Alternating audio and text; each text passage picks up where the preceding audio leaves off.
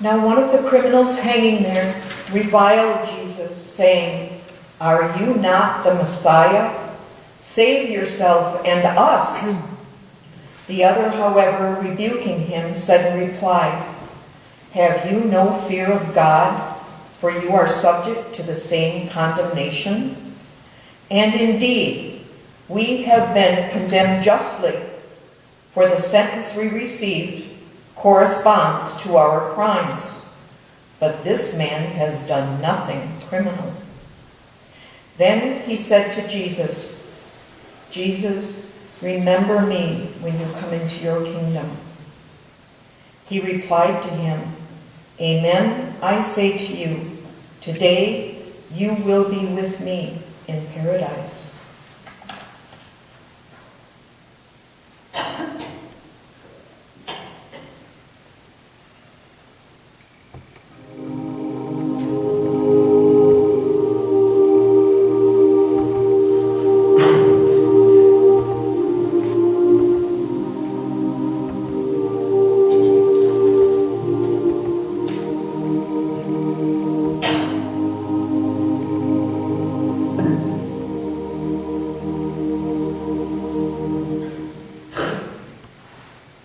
My life was a waste, a complete disaster. This world would have been better off without me. In the end, it did get rid of me. My crimes and cruelty got me here, and I deserve this death.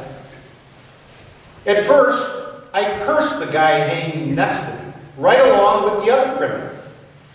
But then I got to thinking, if God is real, before long, I'll be facing him.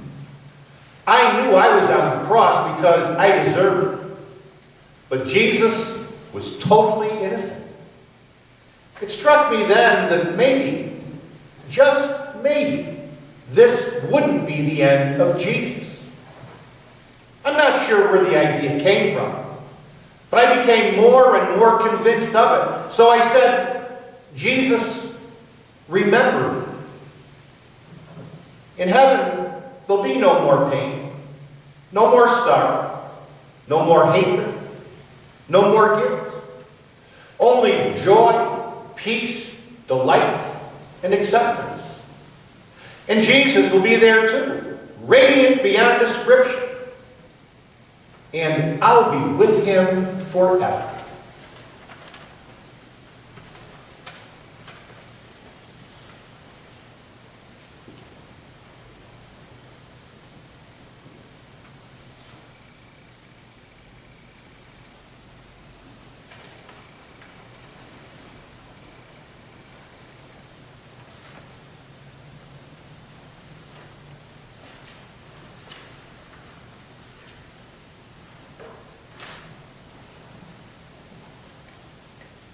Standing by the cross of Jesus were his mother and his mother's sister, Mary, the wife of Clopas, and Mary of Magdala.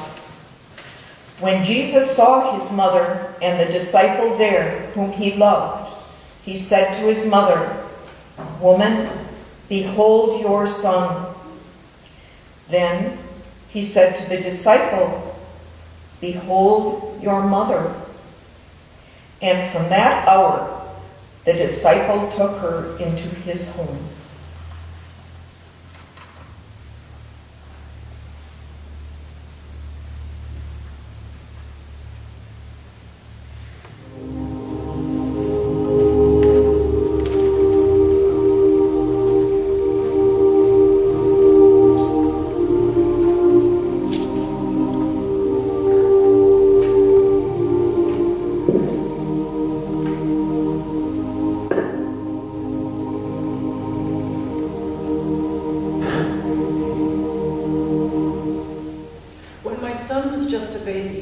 being dedicated at the temple, old Simeon said, "A sword will pierce your soul too." That prophecy has often echoed in my ears. At the time, I had no idea what those words could possibly mean. Now I know. My firstborn is nailed to a cross. The grief, it is beyond imagining. John is beside me, weighed down by his own sorrow. He left everything to follow Jesus, awed by his miracles, transfixed by his teaching. Over the years, he became a close friend to my son. And now, this friend beyond all friends is dying. John and I stand together near the cross, our world in ruins. Then we hear the voice we both love speaking to us. Through my tears, I look at the tender eyes of my son. Dear woman, here is your son. I turn my head, and John's eyes meet mine. Here is your mother, Jesus says. I am not alone, and neither is John.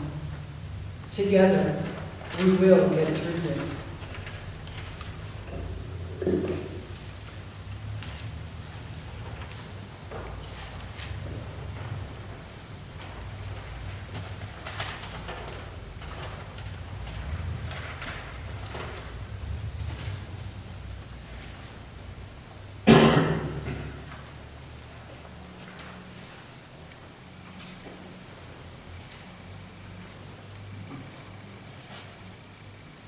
At noon, darkness came over the whole land until 3 p.m. And at 3 o'clock, Jesus cried out in a loud voice, Eloi, Eloi, lema sabachthani, which is translated, my God, why have you forsaken me? Some of the bystanders who heard it said, look, he's calling Elijah. One of them ran, soaked a sponge with wine, put it on a reed and gave it to him to drink, saying, wait, let us see if Elijah comes to take him down. Jesus gave a loud cry and breathed his last. The veil of the sanctuary was torn in two from top to bottom. When the centurion who stood facing him saw how he breathed his last, he said, truly, this man was the Son of God.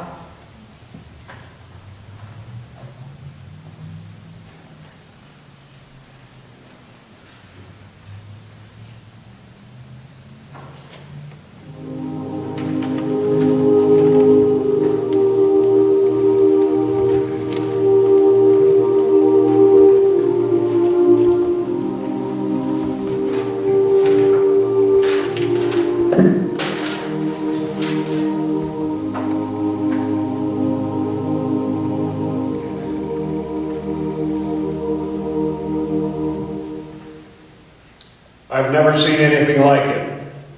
He turns down the offer of wine mixed with myrrh to dope him up and ease his pain. Seems like he'd rather suffer the worst with a clear head.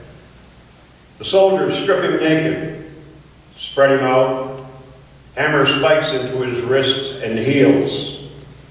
Then they hoist him up. And what does he say? Father, forgive them, for they do not know what they are doing. There's something unearthly about him. At noon, everything turns black.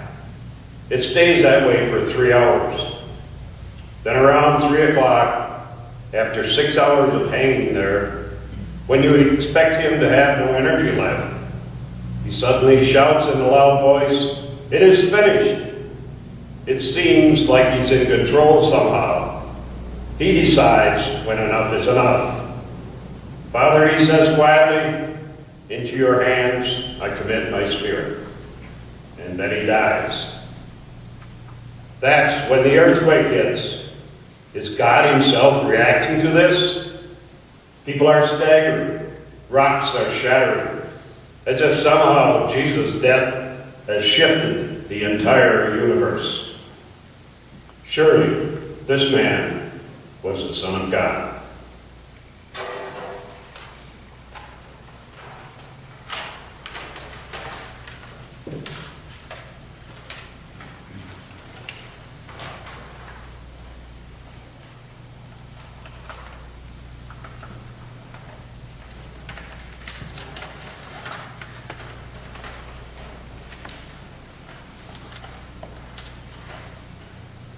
We've listened to the sacred scriptures. We've listened to the stories of those who stood beneath Jesus' cross. They experienced his love, even in his pain. They saw him suffer for their sins.